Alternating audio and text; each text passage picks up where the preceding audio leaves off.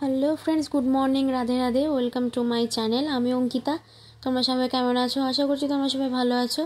আমিও আছি আগের তুলনায় ভালোই। তো দেখেছো ইঁদুরে কি 12টা বাজিয়েছে সিংহাসনে।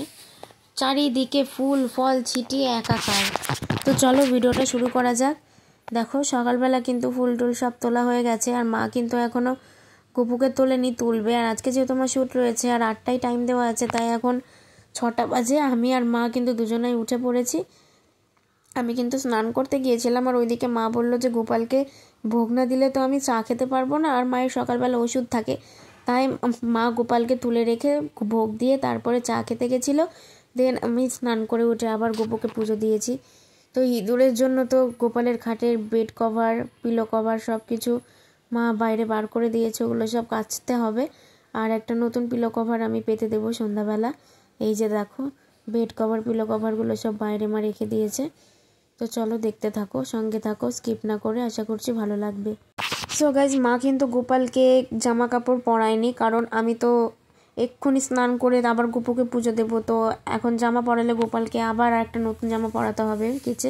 তো মাকে বললাম যে সকালবেলা তো ঠান্ডা নেই, ওকে তুমি বিনা জামা কাপড়ে রেখে দাও, আমি এইমাত্র স্নান করে তারপরে আবার তো ওকে ভোগ দেবো, তখন তো আবার স্নান করিয়ে দেবো। তো ওই জন্য। আর এমনি তো গোপালকে কিন্তু খালি গায়ে দেখতে বেশি ভালো লাগে আমার। তো এখন দেখো 9টা বেজে গেছে, আর আজকের ওয়েদার দেখে মনে হচ্ছে এখন 8টা বাজে। তো আমার মা এখানে গাছের চাল কুমড়ো কুটছিল, বাবা খেতে ভালোবাসে ওই জন্য গাছের চাল কুমড়ো কুটছিল। আজকে যেহেতু শনিবার, নিরামিষ রান্নাবান্না হবে, চাল কুমড়ো, মুগের ডাল আর আলু ভাজা। মা বলেছিল বেগুন ভাজবে, বাট বেগুনের যেহেতু আমার অ্যালার্জি রয়েছে, তাই মাকে বললাম যে মা বেগুন নয়, তুমি আলু ভাজা করো। আর বাবার জন্য হচ্ছে চাল কুমড়োর ঝাল। আর এমনিতেও আমার ডাল হলে চাল কুমড়ো, মানে অন্য কোনো তরকারি লাগে না, আদার্স কোনো তরকারি লাগে না, আমার ডাল হলেই চলে। ডাল আর একটু আলু ভাজা হলেই আমার সারাদিন ভাত খাওয়া হয়ে যায়, আমার বাবারও তাই। তবে ছেলে মানুষকে তো আর এক তরকারি ভাত দেওয়া যায় না, ওই জন্য মা 2 তরকারি রান্না করেছিল। আর নিরামিষ, তাছাড়া আবার কি রান্না করবে বলো। আর ওইদিকে আমি চলো রেডি হয়ে নিই। জল ঝরছে চুল দিয়ে এখনো।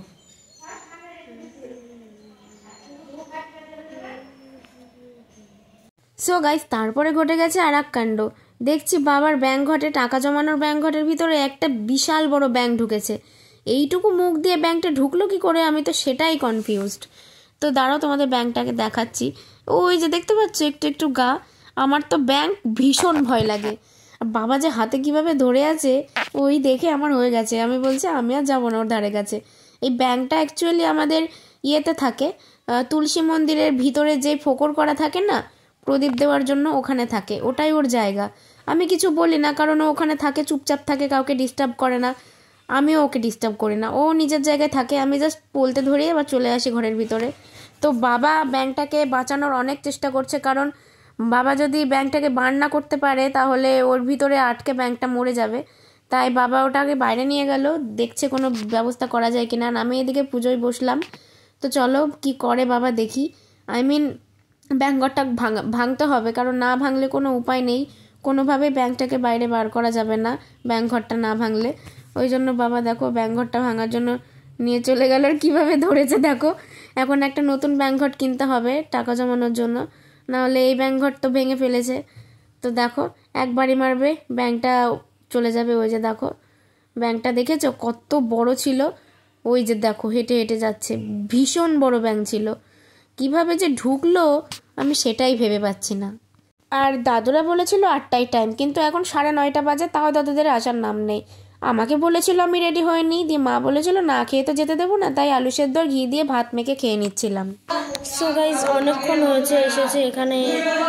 শুটিং থেকে বেরিয়েছি তো 10টার সময়, আমি তো 8টার সময় রেডি হয়ে গেছিলাম, তোমরা দেখতেই পেয়েছো।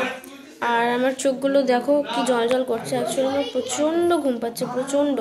আমি যেহেতু অনেক রাত জেগেছি, প্রায় 1:30-2টো অবধি জেগেছি, তারপরে ঘুমিয়েছি, দিয়ে আবার 6টার সময় উঠে পড়েছি, 7টার সময় স্নান পুজো করে 8টায় রেডি সেডি হয়ে খাওয়া দাওয়া করে বেরোতে বেরোতে 10টা। এদেরই লেট হয়েছে। আবার লিখিত করেছিল যে 8টার সময় বেরোনো হবে, বাট আজকেই লেট করে ফেলেছে। আজকে এসেছি বক্সিপুরে। তো এখন যে রুমে ভিডিও হবে সেই রুমে বসে আছে, ওরা বাইরে ভিডিও করছে। আমার শ্যুট এখনও অনেক দেরি আছে, টাইম কাটছে না, ফোন দেখতেও ইচ্ছে করছে না, কারণ 2 দিন পর টেস্ট কী হবে আমি জানিও না। তো চলো দেখতে থাকো যতদূর পারো। আমি এই যে কুর্তিটা পরে এসেছি, চলো। সো গাইজ এখন আমাদের লাঞ্চ টাইম, আর দেখো আমরা মাঠের মাঝখানে বসে লাঞ্চ করছি। আর এই যে সুজয়দা আমাদের বিতরণ করছিল। অ্যাকচুয়ালি সুজয়দা হলো আমাদের কি বলবো ক্যাটারার। আজকের ক্যাটারার হচ্ছে সুজয়দা আর সুজয়দার অল টিম, মানে আমাদের জোনাকি ফিল্মের অল মেম্বার্স।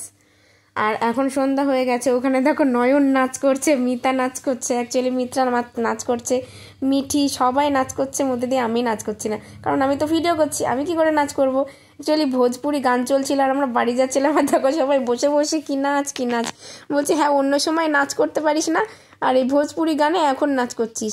আর আসার পথে ফাইনালি একটা জগদ্ধাত্রী ঠাকুরের দর্শন পেয়ে নিলাম, কারণ আমি অনেক দিন ধরেই ঠাকুর দেখবো করে কোনো রকমেই আসতে পারলাম না, সেই প্ল্যান ক্যান্সেল করতে হলো। কিন্তু দেখো ঠাকুরের ইচ্ছা না থাকলে কি আর তার মুখ আমি দর্শন করতে পারি? মায়ের নিশ্চয়ই ইচ্ছে ছিল যেন আমি তাকে দেখি, তাই একটাই ঠাকুর ছিল যেটা এখনও বিসর্জন হয়নি। যাওয়ার সময়তেও দেখতে পেয়েছিলাম আর আসার সময়তেও দেখতে পেলাম।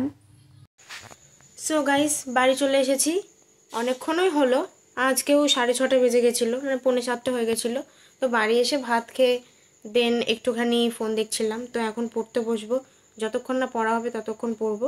তো চলো গাইজ আজকের ভিডিওটা এখানেই শেষ করছি। ভালো লাগলে অবশ্যই লাইক কমেন্ট শেয়ার এবং সাবস্ক্রাইব করে যেও। দেখা হচ্ছে নেক্সট ভিডিওতে। সবাই ভালো থেকো, সুস্থ থেকো, সাবধানে থেকো, নিজেদের টেক কেয়ার করো। বাই। অ্যান্ড আমার সাথে যারা পড়ো, মানে যারা এই বছর 2026 সালে এমপি দেবে, মাধ্যমিক দেবে, তারা অবশ্যই ভালো করে পড়াশোনা করো টেস্টের জন্য অ্যান্ড ফাইনালের জন্য। বাই।